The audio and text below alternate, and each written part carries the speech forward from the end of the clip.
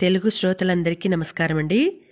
మన అలనాటి కథలు ఎవర్ గ్రీన్ స్టోరీస్ ఛానల్కి మీ అందరికీ స్వాగతం. అర్చన నవల వింటున్నామండి. రచన శ్రీమతి అత్తలూరి విజయలక్ష్మి గారు. మీకు చదివి వినిపిస్తున్నది శ్రీమతి శ్రీదేవి తాడేపల్లి. మన వీడియోస్ కనుక మీకు నచ్చినట్లయితే తప్పకుండా లైక్ చేయడం మాత్రం మర్చిపోవద్దండి. అలాగే మన వీడియోస్ని మీ ఫ్రెండ్స్కి రిలేటివ్స్కి షేర్ చేయండి. ఇంకా ఎవరైనా మన ఛానల్ సబ్స్క్రైబ్ చేసుకోకపోతే ఇటువంటి మంచి మంచి నవలల కోసం వెంటనే సబ్స్క్రైబ్ చేసుకోండి. కథ మీకు బాగా అర్థం అవ్వాలంటే ముందు భాగం విన్న తర్వాతనే ఈ భాగాన్ని వినండి. వీడియోని చివరి వరకు చూడండి. ఇక ఆలస్యం చేయకుండా మనం కథలోకి వెళ్ళిపోదాం.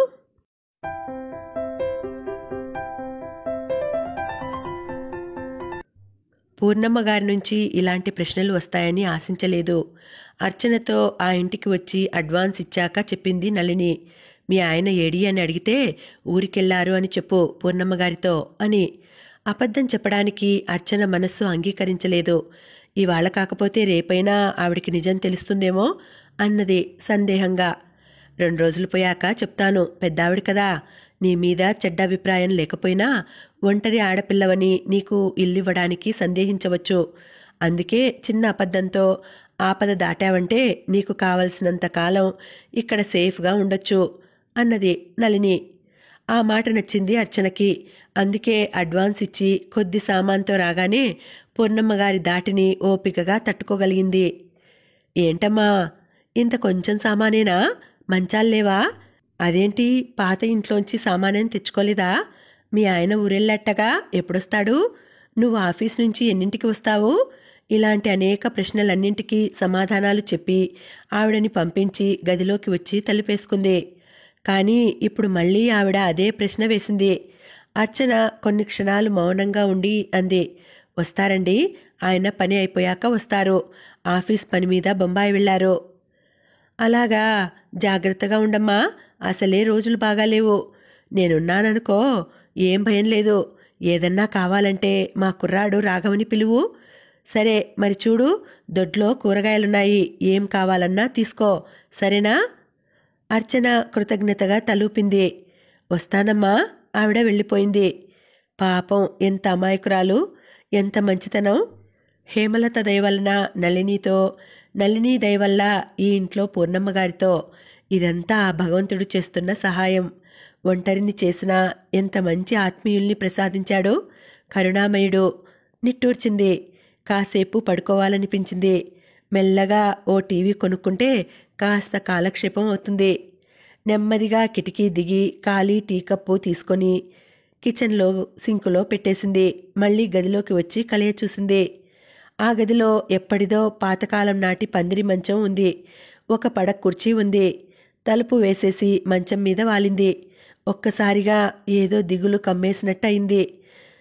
గట్టు తెగి గండిపడిన చెరువులాగా దుఃఖం వెల్లువైంది అర్చనకి. ఎక్కడ్నుంచి ఎక్కడికి ఈ పయనం? చివరికి ఏది గమ్యం? అర్చనలో భవిష్యత్తు పట్ల భయం, దిగులు, ఆవేదన దుఃఖంగా మారి జల ప్రళయంలా బుస కొట్టసాగింది. కళ్ళు బలవంతంగా మూసుకొని నిద్రలోకి జారడానికి ప్రయత్నించింది. అదొక అందమైన పూలతోట. రంగురంగుల గులాబీలు, చేమంతులు, పరిమళాల ధూపం వేస్తూ సంపెంగలు, మొగలిపూలు, అక్షంతల హారతిస్తూ పొగడలు, పారిజాతాలు. అప్పుడే ఓ అందమైన అమ్మాయి చేతిలో పూల సజ్జతో వచ్చింది. ఆ అమ్మాయి చాలా అందంగా ఉంది. మోకాళ్లను దాటి అరచేతి మందాన ఉన్న పూల జడ వేసుకుంది. పట్టు పరికిని, ఓణి, పట్టు జాకెట్టు, చీరకి జాకెట్టుకి మధ్య ఉన్న అందమైన సన్నని నడుము, మోయలేక మోస్తున్న వడ్డానం, మెడ నిండా నగలు, చెంపస్వరాలు, పచ్చటి ఒంటిరంగు బంగారంతో పోటీ పడుతోంది. ఆ బంగారపు బొమ్మ పూల సౌరభాలను గాఢంగా ఆఘ్రానిస్తూ పరుగు పరుగున మొక్కల దగ్గరికి పరిగెత్తింది. సుకుమారమైన తన లేత వేళ్లతో నాజూగ్గా ఒక్కొక్క పువ్వే తెంపి పూల సజ్జలో వేయసాగింది. అంతలో ఎక్కడ్నుంచో ఓ తెల్లని గుర్రం రెక్కలు టపటపలాడిస్తూ ఆమె ముందు ఆగింది. దాని మించి తెల్లని దుస్తుల్లో అందమైన రాజకుమారుడు దిగి ఆమె వైపే అడుగులు వేస్తూ ఆమె దగ్గరగా వచ్చి మత్తుగా ఆమె కళ్ళల్లోకి చూసి మనోహరంగా నవ్వాడతను. ఆ నవ్వుకి మతిపోయి శిలా విగ్రహంలా నిలబడిపోయింది. తన చేతి స్పర్శతో ఆ శిలలో చైతన్యం కలిగించడానికి కాబోలు అతని అందమైన చెయ్యి ఆమె చేతిని అందుకుంది. ఇంతలో వేగంగా వచ్చిన ఓ పక్షి ఇద్దరి చేతుల మీదుగా రివ్వున ఎగిరింది. ఆమె చెయ్యి విరిగింది. తల ఎగిరిపడింది. మొండంతో ఆ పక్షి రెక్కల నుంచి నిప్పురవ్వలు రాలిపడి మంటలుగా ఎగసి ఆ మంటలో అందమైన పూలతోట కాలిపోతోంది.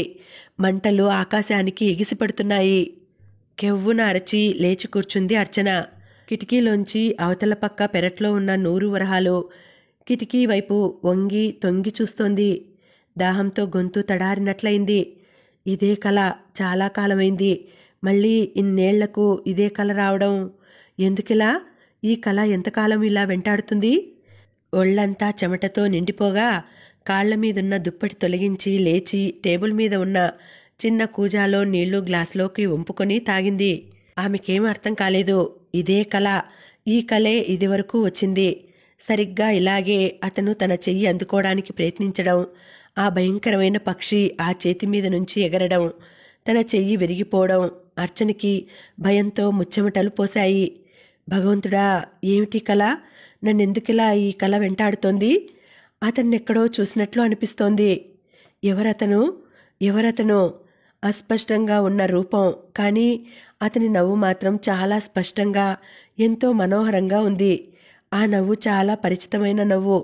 ఎవరతను? ఎస్, అతనే. అవును, ఇప్పుడు స్పష్టంగా తెలుస్తోంది. అతనే. ఎందుకిలా జరుగుతోంది? ఎందుకో ఆ పక్షి మాత్రం ఖచ్చితంగా వేణునే అనిపిస్తోంది. వేణు ఎందుకు తన దృష్టికి ఎప్పుడూ దుర్మార్గుడిలా కనిపిస్తాడో ఆమెకి అర్థం కాదు. నిజానికి వేణు దుర్మార్గుడు కాదు. కానీ తన బలహీనతని క్యాష్ చేసుకున్న స్వార్థపరుడు, అవకాశవాది అని ఆమె విశ్వాసం. అర్చనకి తన మనసులో ఏం జరుగుతోందో అర్థం కాలేదు. నెమ్మదిగా లేచి తలుపు తీసుకుని బయటకు వచ్చింది. నిశ్శబ్దంగా ఉన్న పరిసరాలను, చీకట్లో మౌనంగా ఉన్న చెట్లను చూస్తూ నిలబడింది. పెరట్లో విచ్చుకున్న జాజులు, తెల్లగన్నేరు పూలు గాలికి పెరడంతా రాలి ఉన్నాయి. చీకట్లో చూస్తుంటే తెల్లటి పూలున్న నల్ల తివాచీలా అనిపిస్తోంది. మంచి సువాసన వీస్తోంది. రకరకాల పూల సౌరభాలు. కొద్దిగా సేద తీరినట్టు అనిపించింది. కానీ ఎందుకో చీకటిని చూస్తుంటే భయం వేస్తోంది. తనిలా చీకట్లో ఇక్కడ నిలబడడం ఇంటి ఓనరు పూర్ణమ్మగారు చూస్తే ఏమనుకుంటుందో? అనేక అనుమానాలు, భయాలు ముప్పిరిగా ఆవరించగా గదిలోకి వెళ్ళిపోయి తలుపు వేసుకొని మంచం మీద వాలింది. కానీ కళ్ళు మూతలు పడలేదు. ఎప్పుడో తెల్లవారుతుండగా నిద్రపట్టింది. తనను చూడగానే కన్నీళ్లతో వచ్చి దగ్గరగా తీసుకున్న తల్లి భుజం మీద తల అంచి ఏడ్చేశాడు వేణు. ఆవిడ కూడా దుఃఖాన్ని ఆపుకోలేకపోయింది. ఆ దృశ్యం చూసి తట్టుకోలేని కృష్ణస్వామి లోపలికి వెళ్ళిపోయాడు. నీలవేణి అప్పుడే బాబుకి నీళ్లు పోసినట్టుంది. కాళ్లమీద పడుకోబెట్టుకొని పౌడర్ రాస్తోంది. ఇల్లంతా సాంబ్రాణి వాసన వేస్తోంది. అది పౌడర్ సువాసనతో కలిసి తమాషాగా ఉంది.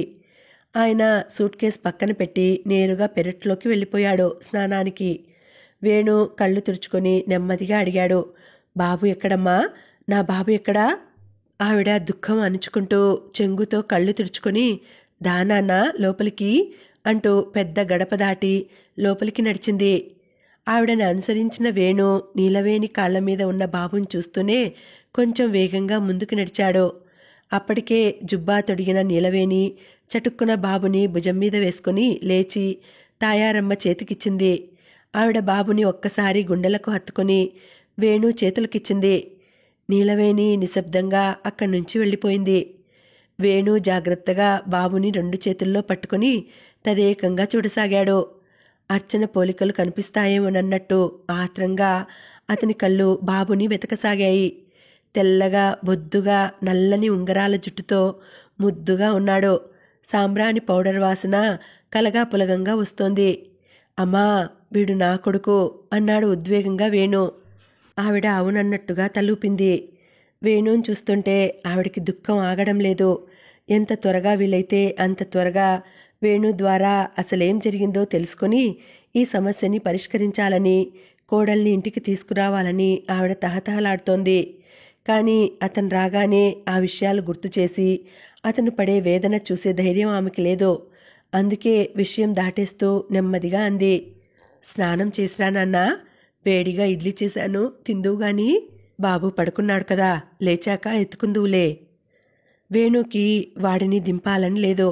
అలా గుండెల కానించుకొని ఆ స్పర్శలోని మాధుర్యాన్ని ఆస్వాదించాలనిపిస్తోంది. వాడు తన కొడుకు అనుకుంటుంటేనే అతనికి చాలా గర్వంగా అనిపిస్తోంది. ఇలా ఇవ్వు నాన్నా, ఆవిడ చెయ్యి చాపింది. నేను పడుకోబెడతానమ్మా. తీసుకురా అంటూ ఆవిడ పడక గదిలోకి నడిచింది. పెద్ద ఉయ్యాల, అది తనదే. వేణుకి అర్థమైంది. ఇన్నేళ్లు అటక మీద ఉన్న చెక్క ఉయ్యాల మనవడి కోసం కిందికి దించింది తాయారమ్మ. ఇది నాదే కదమ్మా. బాబుని మెత్తటి పక్క మీద పడుకోబెట్టి ఉయ్యాల ముట్టుకుంటూ అన్నాడు. అవునన్నా, నీ తర్వాత ఎవరూ ఊగలేదు, మళ్ళీ నీ కొడుకే అందావిడ బాబు మీద పల్చటి బట్ట కప్పి. ఫ్యాను 1వ నెంబర్లో వేసింది. పద, స్నానం చేసిరా అంటూ వేణు భుజం మీద చెయ్యేసి గదిలోంచి బయటకు తీసుకెళ్ళి తలుపు ఓరగా వేసింది.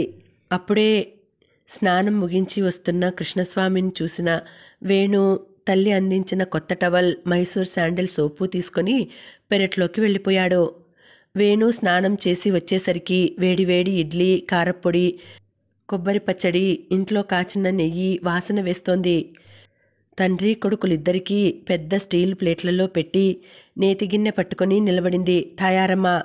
దూదుల్లా ఉన్న ఇడ్లీ తుంచుకుంటూ, ఎంతకాలమైంది అమ్మ చేతి వంట తిని అనుకున్నాడు వేణు. తాయారమ్మ వేణు ప్లేట్లో ఉన్న కారప్పొడి కొద్దిగా కదిపి వేలితో గుంటలా చేసి నెయ్యి వేసింది. చాలమ్మా, చాలు కంగారుగా చెయ్యి అడ్డం పెట్టుకోబోయాడు వేణు. తిను నాన్నా అంటూ కారప్పొడి నెయ్యితో తడిపి గిన్నె తీసుకొని కృష్ణస్వామి దగ్గరకు వెళ్ళింది తాయారమ్మ. ఏమన్నా విశేషాలున్నాయా అడిగాడు కృష్ణస్వామి భార్యని. ఆవిడకి ఆ ప్రశ్నలో అర్థం తెలుసు. బాబు విషయంలో ఎవరన్నా ఏదన్నా అడిగారా, ఏమన్నా విమర్శలు ప్రశ్నలు వచ్చాయా అని. లేదు, ఏమీ లేదు అంటూ లోపలికి వెళ్ళిపోయింది. ఆయన సన్నగా నిట్టూర్చి ఇడ్లీ ముక్క నోట్లో పెట్టుకున్నాడు. అర్చన, నళిని సాయంత్రం చల్లగాలికి పార్కు వైపు నడుస్తూ వెళ్తుండగా అడిగింది నళిని. ఇప్పుడైనా నీ గురించి చెప్పవా అర్చన? అర్చన కొద్ది క్షణాలు మౌనంగా ఉండి నెమ్మదిగా అంది. చెప్తాను, లోపలికెళ్ళి కూర్చున్నాక చెప్తాను. ఇద్దరు లోపలికెళ్ళి సిమెంట్ బెంచ్ మీద కూర్చున్నారు. నళిని అర్చన వైపు చూసింది. ఆ రోజు కాలేజీ వార్షికోత్సవం.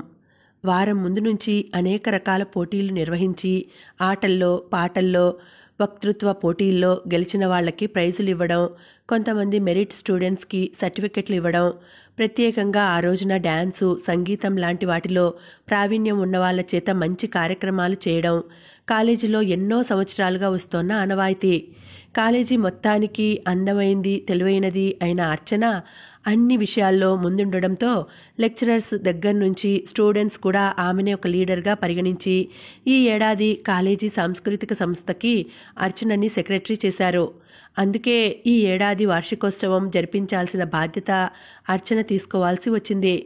స్టూడెంట్స్ అందరినీ నెల క్రితం సమావేశపరిచి ఏ కార్యక్రమాలు చేయాలి, ఎలా చేయాలి అని చర్చించింది. అర్చన మీదున్న ఆరాధనతో చాలామంది రకరకాల కళలతో ముందుకొచ్చారు తమ ప్రతిభ చూపించుకోవడానికి. అందర్నీ ప్రోత్సహించడానికి ఈసారి 15 రోజుల ముందు నుంచే వార్షికోత్సవానికి కావలసిన ఏర్పాట్లు చేయడంలో చాలా బిజీగా ఉంది అర్చన. అర్చనకి చదువు తప్ప మరొక కళ మీద పెద్దగా అవగాహన లేదు. అప్పుడప్పుడు చిన్న చిన్న కవితలు తన డైరీలో రాసుకుంటుంది. అంతకు తప్ప సంగీతం, నాట్యం, ఇతర కళల గురించి పెద్దగా ప్రవేశం లేదు. కాకపోతే వాటి పట్ల అభిరుచి మాత్రం ఉంది. సంగీతం వినడం, నాట్యం చూడడం, ఆస్వాదించడం ఆమెకి చాలా ఇష్టం. అందుకే ఈసారి కార్యక్రమాల్లో శాస్త్రీయ సంగీతం, నాట్యం ఉండేలా ఏర్పాట్లు చేసింది. అమలకి సంగీతం వచ్చు, కానీ ఆ పిల్లకి స్టేజ్ ఫియర్. పేరెంటాల్లో పాడటం, లేదంటే రేడియోలో అప్పుడప్పుడు పాడి 25 తెచ్చుకోవడం తప్ప వేదిక ఎక్కి కచేరీలు చేయలేదు. ఇప్పుడు ఈ కార్యక్రమంలో అమలని వేదిక ఎక్కించాలని నిర్ణయించుకున్న అర్చన ఆ పిల్లకి ధైర్యం చెప్పి ఒప్పించింది. ఇప్పుడు అమల ఈ కార్యక్రమంలో అన్నమాచార్య కీర్తనలు పాడుతోంది. నమ్రత అనే మరో అమ్మాయి కూచిపూడి నేర్చుకుంటోంది. ఆమె నాట్య ప్రదర్శన. కీర్తన అనే అమ్మాయి మ్యూజిక్ షో చేస్తోంది. వీళ్లు కాక కొందరు అబ్బాయిలు వెస్ట్రన్ డ్యాన్స్ చేస్తున్నారు, కొందరు మిమిక్రీ చేస్తున్నారు. ముఖ్య అతిథిగా విశాఖపట్నం మేయర్ని పిలిచారు, కలెక్టర్ని పిలిచారు. ఇంత పెద్ద కార్యక్రమం సలక్షణంగా జరిపించే బాధ్యత తనది కావడంతో అర్చన చాలా బిజీగా ఉంది. ఉదయం కాలేజీకి వచ్చి కావలసిన ఏర్పాట్లు చేసుకొని మళ్ళీ ఇంటికి వెళ్ళి తిరిగి సాయంత్రం 4ంటికే వచ్చేసింది. కాలేజీ ఆవరణలో బండి ఆపగానే విద్యార్థులంతా ఆమెని చుట్టుముట్టారు. కాసేపంతా గోలగోలగా అయింది. అర్చన ఇలారా, అర్చన నా ప్రోగ్రాం ఎన్నింటికి, డ్యాన్సు తర్వాతనా ముందా, అర్చన నా మిమిక్రీ ఒక్కసారి చూడకూడదు, ఇలా అందరూ కలగా పులగంగా మాట్లాడుతూ ఆమెకి ఊపిరి సలపకుండా చేశారు. అందర్నీ తప్పించుకొని లోపలికి వెళ్లబోతున్న అర్చన దగ్గరకు వచ్చి అడిగాడు వేణు. అర్చన, నేనేమన్నా సాయం చేయాలా నీకు? అర్చన వేణు వైపు చూసింది. ఎప్పుడూ పుస్తకాల్లో మునిగిపోయి మధ్య మధ్య తన వైపు దొంగచూపులు చూస్తూ బెరుకుగా ఉండే వేణు కళ్లల్లో ఆమెతో మాట్లాడేటప్పుడు ఓ చిత్రమైన మెరుపు కనిపిస్తుంది. ఆ మెరుపు చూస్తే ఆమెకి నవ్వొస్తుంది. తెల్లగా బక్కపల్చగా ఆడపిల్లలా ఉండే వేణు ఒక్క చక్రవర్తితో తప్ప ఇంకెవరితోనూ ఎక్కువగా మాట్లాడాడు. కానీ అప్పుడప్పుడు అర్చనతో మాత్రం మాట్లాడతాడు. ఆమెను ఎప్పుడూ ఆరాధనగా చూస్తూ ఉంటాడు. అర్చన క్లాసెస్కి అటెండ్ అవని రోజున ఏదన్నా నోట్స్ కావాలా అని అడగడం, నిన్న కాలేజీకి రాలేదేం అంటూ బెంగగా అడగడం, లంచ్ అవర్లో ఆమె తింటోందో లేదో అని చూసి గాని బాక్స్ మూత తీయకపోవడం, ఇలాంటివన్నీ చూస్తుంటే అర్చనకి వేణు అంటే తమాషాగా అనిపిస్తుంటుంది. ఎందుకితనికి నేనంటే ఇంత శ్రద్ధ, ఎవరితో మాట్లాడనివాడు నాతో ఎందుకు మాట్లాడతాడు అని ఎప్పుడూ ఆలోచిస్తూ ఉంటుంది. అప్పుడప్పుడు సరదాగా ఆట పట్టిస్తూ ఉంటుంది. నిన్న నాకు బాగా జ్వరం వచ్చింది వేణు, 116 డిగ్రీలుంటుందేమో టెంపరేచర్ అని బిక్కుమొహం పెట్టగానే వేణు తెల్లటి మొహం గాబరాతో ఎర్రగా అయిపోతుంది. మరి డాక్టర్ దగ్గరికి వెళ్ళావా, ఏమన్నారు, మందులేసుకున్నావా వగైరా ప్రశ్నలతో హడావిడి పడుతుంటాడు. నిజంగా నువ్వు చాలా మంచివాడివి వేణు, నాకు నోట్స్ నువ్వు తప్ప ఎవ్వరూ ఇవ్వరు అంటూ చిలిపిగా నవ్వుతుంది. ఆమె మాటల్లో కొంటెతనాన్ని వ్యంగ్యాన్ని అర్థం చేసుకోడో లేక అర్థం కాదో వేణు మాత్రం చాలా మామూలుగా ఉంటాడు. ఎప్పట్లాగే ఇప్పుడు నవ్వుతూ అంది అర్చన. నువ్వేం చేయొద్దులే గాని మధ్య మధ్య నాకు కాస్త బిస్కెట్లు టీలు అందిస్తూ ఉండు చాలు. వేణు వెళ్ళిపోయాడు. అతను వెళ్ళిన వైపు చూస్తూ నవ్వుకుంది. ఏం మగాళ్ళు, ఆడదాని పట్ల ఆకర్షణ కలగాలే గాని ఏం చేయడానికైనా సిద్ధపడతారు అనుకుంటూ తన పనిలో మునిగిపోయింది. ఆమె సరదాగా అన్న వేణు బిస్కెట్ ప్యాకెట్తో టీ కప్పుతో ఆ రోజు కార్యక్రమం అయిందాకా ప్రతి అరగంటకి ప్రత్యక్షం కాసాగాడు. పనిలో మునిగిపోయిన అర్చన ఆ విషయం పెద్దగా పట్టించుకోలేదు. కార్యక్రమాలు మొదలైనాయి. మేయర్ గారు, కలెక్టర్ గారు వచ్చారు. చక్కటి పూలదండలతో అందమైన పుష్పగుచ్చాలతో వాళ్ళకి ఆహ్వానం పలికారు అమ్మాయిలు 4 కలిసి.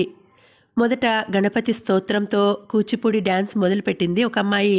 ఆ తర్వాత అమల పాటలు, 2 అన్నమాచార్య కీర్తనలు పాడింది. ఎవరినీ చూడకుండా కళ్ళు మూసుకొని మైకు ముందు నిల్చుని కొండలలో నెలకొన్న కోనేటి రాయుడువాడు బ్రహ్మ కడిగిన పాదము పాడి యువతలకి వచ్చిన అమల మొహంలో చెమటలు చూసి పకపక నవ్వింది అర్చన. ఏంటే అంత భయమైతే ఎలా అంటూ. ఏమో తల్లి, నీ బలవంతం మీద ఎక్కానివాళ స్టేజు, లేకపోతే చస్తే ఎక్కేదాన్ని కాను చెమటలు తుడుచుకుంటూ అంది. వేదిక మీద మ్యూజిక్ షో మొదలైంది. నోట్లోంచి 2 మీటర్ల గుడ్డ తీయడం, అందరూ చూస్తుండగానే బంగారం గొలుసుని పాముగా మార్చడం వగైరా తమాషా చర్యలతో సరదాగా గడిచింది.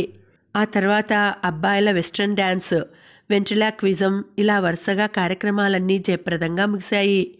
కలెక్టర్ గారి చేతుల మీదుగా బహుమతి ప్రదానం జరిగింది. కార్యక్రమాలన్నీ చక్కగా నిర్వహించినందుకు ప్రిన్సిపల్, లెక్చరర్స్ అర్చనని అభినందించారు. స్టూడెంట్స్ అంతా అర్చనకి థ్యాంక్స్ చెప్పి ఇళ్లదారి పట్టారు. అందర్నీ పంపించి వాచ్మెన్కి అన్నీ అప్పజెప్పి అర్చన వెహికల్ దగ్గరకు వచ్చేప్పటికీ రాత్రి 10 అయింది. బాగా లేట్ అయింది అర్చన, మగపిల్లలు కూడా వెళ్ళిపోయినట్లున్నారు, మనిద్దరం వెళ్ళగలమా ఈ టైంలో భయంగా అడిగింది అమల. ఏం, ఎందుకు వెళ్ళలేము, బండి స్టార్ట్ చేస్తూ అడిగింది అర్చన. ఏమో బాబు, నీకు చాలా ధైర్యం ఎక్కువ, ఎవరికన్నా అప్పచెప్పి త్వరగా బయలుదేరాల్సింది మనం, అందరూ వెళ్లేదాకా ఉండాల్సి వచ్చింది. అయినా ప్రిన్సిపల్ గారు కూడా బాధ్యత అంతా మన మీద పెట్టడం ఏంటి, ఇంతమంది మగపిల్లలుంటే. ఏంటి నీ నసా, రా కూర్చో విసుక్కుంది అర్చన. అర్చనకి అమల పిరికితనం చూస్తే చిరాకు. ఆడపిల్లలు డైనమిక్గా ఉండాలి, ఈ పని చేయను ఆ పని చేయను, అక్కడికి వెళ్ళను ఇక్కడికి వెళ్ళను అని అనకూడదు అంటుంది. అమల ఒట్టి పిరికిది. అమల అర్చన వెనకాల బండి మీద ఎక్కి కూర్చుంది, బ్యాగ్ భుజానికి తగిలించుకుంటూ. అర్చన బండి బయలుదేరుతుంటే హడావిడిగా వచ్చాడు వేణు చక్రవర్తితో కలిసి. అర్చన 10 దాటింది, మేము మీ ఇంటి దాకా తోడు వస్తాం అన్నాడు. అర్చన ఆశ్చర్యంగా చూసింది. మీరింకా వెళ్ళలేదా? లేదు, మీరు వెళ్లకుండా మేమెలా వెళతాం? ఆడపిల్లలు ఇంత రాత్రివేళ ఒంటరిగా వెళ్లడం క్షేమం కాదు. ఎందుకు? పర్వాలేదు, మేం వెళ్ళగలం అంది అర్చన. అమల మెల్లిగా అంది. రానివే, కాస్త మగపిల్లలు తోడుంటారు, వద్దంటావేంటి? అర్చన అమల వైపు చూసింది. తిరిగి వేణుని చూస్తూ, మా గురించి వీళ్ళకెందుకింత ఆదుర్దా అనుకుంటూ, ఏం పర్వాలేదు, మీరు వెళ్ళండి, మాకేం భయం లేదు అంది బండి స్టార్ట్ చేస్తూ. అమలకి ఒళ్ళు మండిపోయింది. ఏంటి దీని ధైర్యం? వాళ్ళంతట వాళ్ళు వస్తానంటే వద్దంటుందేం? మీకు భయం లేకపోయినా మీరు ఒంటరిగా వెళ్తుంటే మాకు భయం, మాకేం పర్వాలేదు, వస్తాం అన్నాడు వేణు. అర్చన కొంచెం విసుగ్గా చూసింది. ఏంటి వేణు నీ చాదస్తాం? అయినా నేను బండి మీద కదా వెళ్తున్నాను, నువ్వెలా వస్తావు? మీరిప్పుడు ఒంటరిగా వెళ్తే వాడు రాత్రికి నిద్రపోడు, మేము మీ వెనకాల జస్ట్ బండి మీద ఫాలో అవుతాం, మీరు గేట్లోకి వెళ్ళిపోగానే వెనక్కి వెళతాం అన్నాడు చక్రవర్తి. అమల గబగబా అంది. రండి రండి, అర్చన అలాగే అంటుంది. అర్చన కోపంగా అమల వైపు చూసి, మీ కర్మ అనుకుంటూ, సరే రండి అంది. ముందు అర్చన, అమల కూర్చున్న బండి, తర్వాత చక్రవర్తి, వేణు కూర్చున్న బండి ఒకదాని వెనుక ఒకటి బయలుదేరాయి. రోడ్లన్నీ దాదాపు నిర్మానుష్యం అయిపోయాయి. మెయిన్ రోడ్స్ మీద కార్లు, బస్సులు, స్కూటర్లు తిరుగుతున్నాయి. రామకృష్ణ బీచ్ మీదుగా అర్చన నడిపిస్తున్న కైనెటిక్ హోండా రివ్వున వెళ్తోంది. గాలికి ఆమె కట్టుకున్న షిఫాన్ చీర కుచ్చుళ్ళు చిందరవందరగా చిందులేస్తున్నాయి. వేణు చక్రవర్తి భుజం మీదుగా అర్చనని చూడడానికి తల అటూ ఇటూ తిప్పుతుంటే, అరే సరిగ్గా కూర్చో అంటూ కసురుకున్నాడు చక్రవర్తి. వేణు సర్దుకుని కూర్చున్నాడు. 2 బళ్ళు అర్చన ఇంటి గేటు ముందు ఆగాయి. అమల ముందు దిగింది. అర్చన కూడా దిగి హ్యాండిల్స్ పట్టుకుని వెనక్కి తిరిగి చక్రవర్తి వైపు చూస్తూ, థ్యాంక్ యూ, గుడ్ నైట్ అంది. చక్రవర్తి చిరునవ్వుతో మోస్ట్ వెల్కమ్ అంటూ తన మోటార్ బైక్ని రివర్స్ చేశాడు. ఆ రివర్స్ చేయడంలో వేణు అర్చన వైపుకి తిరిగాడు. ఆమె చూపుల్లో చూపు కలిపి గుడ్ నైట్ అన్నాడు. అర్చనకి చిరాకేసిన తమాయించుకుని గుడ్ నైట్ అని తన కైనెటిక్ హోండాని అమల గేటు తీసి పట్టుకుంటే లోపలికి నడిపించుకుని వెళ్ళింది. ఇప్పుడు మనం డిన్నర్ చేయాలి అన్నాడు చక్రవర్తి. అవును పద, ఏదన్నా హోటల్కి వెళదాం అన్నాడు వేణు. హోటల్ కాకపోతే మనకిప్పుడు ఎవరు వండి వారుస్తారు అన్నాడు చక్రవర్తి. బండి స్లో చేసి దారిలో ఏ హోటల్ కనిపిస్తుందా అని పరిశీలిస్తూ. కానీ ఆ సమయంలో అన్ని హోటల్స్, రెస్టారెంట్స్ మూసేసే ప్రయత్నాల్లో ఉన్నారు. 1-2 చోట్ల ఆపి మీల్స్ ఉందా అని అడిగితే లేదన్నారు. చక్రవర్తికి ఆకలేస్తోంది. వేణు మీద విరుచుకుపడ్డాడు. నీ వలన ఈ పూట తిండి లేకుండా మాడాల్సి వస్తోంది, వద్దంటే వినకుండా ఆవిడికి బాడీ గార్డులా బయలుదేరావు. అబ్బా విసుక్కోకు, ఎక్కడో అక్కడ దొరుకుతుంది, పద ముందు, ఇంకా ఏమన్నా హోటల్స్ ఉన్నాయేమో చూద్దాం అన్నాడు వేణు. నా మొహం ఉంటాయి, మెయిన్ రోడ్లో లేనివి ఎక్కడో మూల ఉంటాయా? ఒకవేళ ఉన్నా ఇప్పుడు అవన్నీ వెతుక్కుంటూ వెళ్తావా? లేకపోతే పోనీరా, రూములో ఫ్రూట్స్ ఉన్నాయి, స్వీట్స్ ఉన్నాయి, తిందువు గాని ఈ పూట ఆడపిల్లల కోసం ఆ మాత్రం త్యాగం చేయలేవా? నీకంత దురదగా ఉంటే నువ్వు చెయ్యి త్యాగాలు, నాకిలాంటి పిచ్చి పైత్యాలు లేవు. ఐఎమ్ ఏ ప్రాక్టికల్ మ్యాన్ అన్నాడు చక్రవర్తి బండి వేగం పెంచి. చక్రవర్తి, వేణు ఒకే ఊరు వాళ్ళు, ఒకే రూమ్మేట్స్ కూడా. 7వ తరగతి నుంచి కలిసి చదువుకుంటున్నారు. వేణుది సున్నితమైన స్వభావం. చక్రవర్తి ప్రాక్టికల్గా ఆలోచించే వ్యక్తి. ప్రేమ, గీమ లాంటి పిచ్చి వేషాలేయడం అతనికి నచ్చదు. చక్కగా కట్నం తీసుకుని పెద్దవాళ్లు చూపించిన అమ్మాయిని పెళ్లి చేసుకోవడమే అతనికిష్టం. కానీ వేణు సంగతి వేరు. వేణుకి అర్చనంటే పిచ్చి, వెర్రి. ఆమె కోసం కైలాసగిరి మీద నుంచి దూకమన్నా దూకడానికి సిద్ధంగా ఉన్నాడు. ఆ విషయం చక్రవర్తికి తెలుసు. అందుకే విసుక్కుంటాడు, ఏంటి పిచ్చి అంటూ. వేణుకి అదేం పట్టదు, ఎవరి పిచ్చి వాళ్ళకి ఆనందం అంటాడు. వాళ్ళు రూమ్కి చేరే దారిలో గాని చుట్టుపక్కల గాని ఎక్కడా హోటల్స్ లేవు. మీల్స్ దొరకలేదు. ఉసూరుమంటూ రూమ్ దారి పట్టాడు చక్రవర్తి. రూమ్కి చేరుకోగానే చక్రవర్తి షూస్ విప్పి గదిలో ఓ మూలకి గిరాటేసి కింద పరిచిన పరుపు మీద జారిగిలబడుతూ, హోటల్స్ అన్నీ మూసేశారు, ఆకలేస్తోంది, నీ వలన ఈ పూట తిండి లేదు అన్నాడు. అబ్బా ఆగరా, 5 నిమిషాలు ఓపిక పట్టు, కడుపు నిండా పెడతాను అంటూ వేణు చొక్కా విప్పి హ్యాంగర్కి తగిలించి కాళ్ళు చేతులు కడుక్కోవడానికి బాత్రూం వైపు వెళ్ళాడు. ఏంటి పెట్టేది కడుపు నిండా అనుకుంటూ చక్రవర్తి కళ్ళు మూసుకున్నాడు. ఆ వేళ జరిగిన కార్యక్రమాలన్నీ ఒక్కసారి కళ్ల ముందు కదిలాయి. ఎంతైనా అర్చన డైనమిక్ అనుకున్నాడు. వేణు కాళ్ళు చేతులు కడుక్కొని వచ్చి, పోరా, నువ్వు కూడా ఫ్రెష్ అప్ అయ్యిరా అన్నాడు. నాకు ఆకలేస్తోంది, కడుపులో ఏమన్నా పడితే గాని లాభం లేదు అన్నాడు చక్రవర్తి లేవకుండా. నువ్వు కాళ్ళు చేతులు కడుక్కొని వస్తే గాని ఏమీ పెట్టను అన్నాడు వేణు. అబ్బా, వీడొకడు విసుక్కుంటూ లేచి బాత్రూం వైపు వెళ్ళాడు చక్రవర్తి. వేణు యాపిల్స్ కడిగి చక్కగా ముక్కలు తరిగాడు. ద్రాక్ష పళ్ళు కడిగి అన్నీ విడివిడిగా తీసి ప్లేట్లో సర్దాడు. స్టీల్ డబ్బాలో ఉన్న కేకు 4 ముక్కలుగా సర్దాడు. మరమరాల్లో కొంచెం నేతిలో వేయించిన శనగపప్పు, వేరుశనగపప్పులు కలిపి ఉల్లిపాయ ముక్కలు సన్నగా తరిగి కొంచెం ఉప్పు కారం వేసి అన్నీ కలిపాడు. చక్రవర్తి మొహం కడుక్కొని టవల్తో తుడుచుకుంటూ వచ్చి అవన్నీ చూసి, ఏంట్రా బానే జమ చేశావే తిండి, ఎక్కడివి ఇవన్నీ అడిగాడు తిరిగి పరుపు మీద కూర్చొని యాపిల్ ముక్క తీసుకుంటూ. అదే మరి, వేణు అంటే ఏమనుకున్నావు గర్వంగా అన్నాడు వేణు. సంతోషించాంలే, ఇంతకీ ఏంటి కథ, ఆ పిల్ల వెంట పడ్డావు? వేణు మాట్లాడలేదు, కేకు తింటూ ఉండిపోయాడు. మాట్లాడవేం, ఇంకా నువ్వు చదువుకోవాల్సింది చాలా ఉంది. అప్పుడే ఇలా ప్రేమ వలలో పడితే మీ అమ్మా నాన్నల ఆశయం నెరవేర్చడం చాలా కష్టం. వేణు నవ్వాడు. ఏం పర్వాలేదు చక్రవర్తి, నాకులాగే అర్చన కూడా ఐఏఎస్ అవ్వాలనుకుంటోంది. అంచేత ప్రేమించినంత మాత్రాన నేను నా ఆశయం మర్చిపోయి పెళ్లి కోసం తపిస్తాననుకోకు. కానీ ఎప్పటికైనా నేను పెళ్ళంటూ చేసుకుంటే అర్చననే. కానీ తన ప్రవర్తన చూస్తుంటే నీ పట్ల తనకు అలాంటి భావం ఏమీ ఉన్నట్లు లేదే. కావచ్చు, ఉండాలని నేను ఆశించను కూడా. కాకపోతే చక్రవర్తి, తెరిచి ఉన్న కవాటాల్లోంచి లోపలికి వెళ్ళడం చాలా ఈజీ. కానీ మూసి ఉన్న కవాటాలను తెరుచుకొని లోపలికి వెళ్ళడంలో ఒక విధమైన థ్రిల్లింగ్ ఉంటుంది తెలుసా. నేను అందగాడిని కాను, నాకు తెలుసు. అర్చన నన్ను ప్రేమిస్తుందని నాకు నమ్మకం కూడా లేదు. కానీ పెళ్లి మాత్రం ఆమెనే చేసుకుంటా. నా ప్రేమతో ఆమె మనసు గెలుచుకుంటా. తన కోసం ఎంతకాలమైనా ఎదురుచూస్తా. తన ఆశయం నా ఆశయం నెరవేరడానికి నా శాయశక్తులా కృషి చేస్తా. ఒక విధమైన ఆవేశంతో చెప్తున్న వేణువైపు ఆసక్తిగా ఆశ్చర్యంగా చూస్తూ ఉండిపోయాడు చక్రవర్తి. వీడి ఆవేశం ఎంతవరకు సక్సెస్ అవుతుంది అనే ప్రశ్న అతని మెదడులో గిర్రున తిరుగుతుంటే ఆలోచిస్తూ ఉండిపోయాడు. వేణు మాత్రం అర్చన గురించిన కలల్లో తేలిపోతూ కళ్ళు మూసుకున్నాడు. పరీక్షలు పూర్తి అవగానే హాయిగా ఊపిరి పీల్చుకుంటూ పరీక్ష హాల్లోంచి బయటకు వచ్చారు అర్చన, నీలిమ, ఇంకా కొందరు అమ్మాయిలు అబ్బాయిలు. వాళ్లలో వేణు కూడా ఉన్నాడు. అర్చనని చూడగానే వికసించిన మొహంతో ఆమె దగ్గరకు వెళ్ళి, పరీక్షలు బాగా రాశావా అర్చన? నేను చాలా బాగా రాశాను, ఫస్ట్ క్లాస్ గ్యారంటీ అన్నాడు. అర్చనకి నవ్వు వచ్చింది. గుడ్, కంగ్రాచులేషన్స్ అంది నవ్వుతూ. నువ్వెలా రాశావు? అఫ్కోర్స్ నాకన్నా బాగానే రాసి ఉంటావులే, నీకు యూనివర్సిటీ ఫస్ట్ వస్తుందని నాకు తెలుసు అన్నాడు. నీలిమ తమాషాగా కళ్ళెగరేసి, ఏంటోయ్ వేణు, పెద్ద జ్యోతిష్యుల్లా మాట్లాడుతున్నావేంటి? అర్చనకేనా, నాకు రాకూడదా యూనివర్సిటీ ఫస్ట్ అంది రెచ్చగొడుతూ. అర్చనకి తప్ప ఇంకెవరికీ వచ్చే అవకాశం లేదులే నీలిమ అన్నాడు మొదటిసారిగా ధైర్యంగా చనువుగా మాట్లాడుతూ. అర్చన చిత్రంగా చూసింది అతని వైపు. బెరుకు బెరుగ్గా ముడుచుకుపోతూ ఉండే వేణునేనా అనిపించింది ఆమెకి. అర్చన చూపుల్లో భావం గమనించిన వాళ్ళ అన్నాడు వేణు.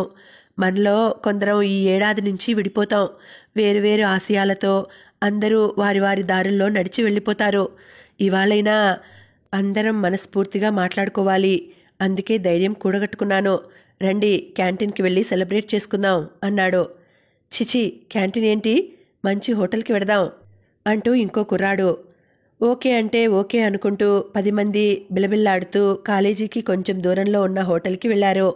వేణు నెమ్మదిగా అర్చన పక్కకి చేరి, అర్చన, నేను కొంచెం నీతో మాట్లాడాలి అన్నాడు కొంచెం రహస్యంగా. అర్చన చిత్రంగా చూసింది. ప్లీజ్ అభ్యర్థనగా చూశాడు. అర్చన ఏం మాట్లాడలేదు. అందరూ కట్లెట్స్ తిని కాఫీలు తాగి బయటపడ్డారు.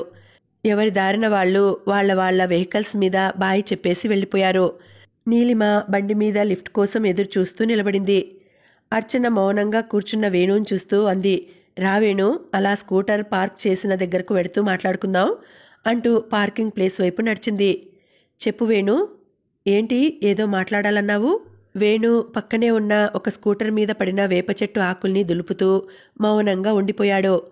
అర్చన కొన్ని క్షణాలు అతని సమాధానం కోసం ఎదురుచూసి అంది, ఆ స్కూటర్ ఎవరిదో వాళ్ళు క్లీన్ చేసుకుంటారులే, నువ్వెందుకు ఇబ్బంది పడుతున్నావు? నాతో ఏం మాట్లాడాలనుకుంటున్నావో చెప్పు ముందు, నా కోసం నీలిమ ఎదురుచూస్తోంది. వేణు ఆమె మాటల్లోని హాస్యానికి కొద్దిగా నవ్వాడు. అతని గుండెల్లో దడగా ఉంది. సినిమాల్లో లాగానో కథల్లో లాగానో నిన్ను ప్రేమిస్తున్న అర్చన, నువ్వు లేకుండా బ్రతకలేను అంటూ ఏవో ప్రేమ కబుర్లు చెప్పే చాతుర్యం అతనిలో లేదు. మనసులో ఉన్నది 2 ముక్కల్లో నిక్కచ్చిగా చెప్పాలనుంది. కానీ తను చెప్పాక అర్చన రియాక్షన్ ఎలా ఉంటుందో ఊహించాలంటే భయంగా ఉంది. అలాగని ఆమెకి భయపడి తను చెప్పదలుచుకున్నది చెప్పకుండా ఉండలేడు. అర్చన కొంచెం అసహనంగా కదిలింది. తల వంచుకుని ఆమె పాదాల వైపు చూస్తున్న వేణు కొంచెం ధైర్యంగా నెమ్మదిగా అన్నాడు. అర్చన, నువ్వంటే నాకు చాలా ఇష్టం. జీవితంలో పెళ్ళంటూ చేసుకుంటే నిన్నే చేసుకుంటా. నువ్వు ఐఏఎస్ అవ్వాలనుకున్నావు కాబట్టి నీ ఆశయం నెరవేరడానికి నా శాయశక్తులా కృషి చేస్తా, నా సహకారం అందిస్తా. కానీ నువ్వు మాత్రం మరొకరిని పెళ్లాడొద్దు ప్లీజ్. అర్చన సీరియస్గా చూస్తూ అంది. ఎవరిని పెళ్లాడాలో, అసలు పెళ్లాడాలో వద్దో నిర్ణయించుకోవాల్సింది నేను. ఇకపోతే ఐపీఎస్ ఐఏఎస్ అవడానికి నీ సహకారం నాకేం అవసరం లేదు. నీలాగే ఈ రొటీన్ డైలాగ్ చాలామంది చెప్పారు. అందరినీ నేను పెళ్లాడలేను కాబట్టి నిన్ను కూడా పెళ్లాడలేను. ఈ ఆలోచన మానేసి హాయిగా చదువుకొని వృద్ధుల్లోకి రా. Good luck, bye. చరచరా వెళ్ళిపోతున్న అర్చనని దిగ్భ్రాంతిగా చూస్తూ శిలలా నిలబడిపోయాడు వేణు. తన కోసం ఎదురు చూస్తూ తన వెహికల్ దగ్గర నిలబడిన నీలిమ దగ్గరకు వెళ్ళి బండి స్టార్ట్ చేసి ఒక్కసారి నిరసనగా వేణు వైపు చూసింది అర్చన. ఆ చూపు పదునైన చాకులా సూటిగా వేణు గుండెల్లోకి దూసుకెళ్ళింది. నువ్వు కూడా నన్ను ప్రేమించే మగాడివా అన్నట్టుంది ఆ చూపు. నీ మొహానికి ప్రేమ ఒకటా అని పరిహసించినట్టు ఉందా చూపు. వెధవా, నువ్వు నన్ను పెళ్లాడతావా? ఎంత ధైర్యం నీకు ఆ మాట అనడానికి అన్నట్టుగా ఉందా చూపు. వేణు అణువణువు అవమానంతో దహిస్తున్నట్టు అనిపించింది. అయితే అప్పుడే అతని మనసులో ఒక బలమైన నిర్ణయానికి నాంది ఏర్పడింది. ఎలాగైనా నిన్ను నేనే పెళ్లి చేసుకుంటాను అర్చన, ఇది నా ఛాలెంజ్ అనుకున్నాడు మనసులోనే. సన్నగా తెల్లగా సున్నితంగా అనిపించే వేణు మనసు కూడా చాలా సున్నితం. కానీ నిర్ణయం చాలా కఠినం. అతను ఒక్కడే కొడుకవడం వల్ల అతను కోరుకున్నదేదీ దక్కకుండా సాగలేదు జీవితంలో ఇప్పటిదాకా. అలాంటిది జీవితంలో అతి ముఖ్యమైన జీవిత భాగస్వామి కోరుకున్న అమ్మాయి కాక ఇంకోరు కావడానికి అతని మనస్సు అంగీకరించడం అసాధ్యం. ఆ క్షణంలో ఆ నిర్ణయం తీసుకోవడానికి అర్చన మాటలు బాగా దోహదం చేశాయి. నిశ్శబ్దంగా అక్కడి నుండి వెళ్ళిపోయాడు. వేసవి సెలవులు అయ్యాక మళ్ళీ కలవదా? ఎక్కడికెళ్తుంది తను? ఈ లోపల ఊరెళ్ళి అమ్మా నాన్నలకి చెప్పాలి ఈ సంగతి అనుకున్నాడు. వేగంగా రూమ్ వైపు కదిలాడు. అయితే ఊరికి వెళ్ళాడు కానీ తల్లిదండ్రులతో తన ప్రేమ విషయం చెప్పే ధైర్యం చేయలేకపోయాడు. ఫలితంగా వేణు తమ ఆశలు నెరవేరుస్తాడన్న నమ్మకం వాళ్ళ మనసుల్లో దృఢంగా పడిపోయింది. ఇంకా ఉంది, కథ కొనసాగుతుంది. మళ్ళీ వచ్చే వీడియోలో కలుసుకుంటానండి. అంతవరకు సెలవు. నమస్తే.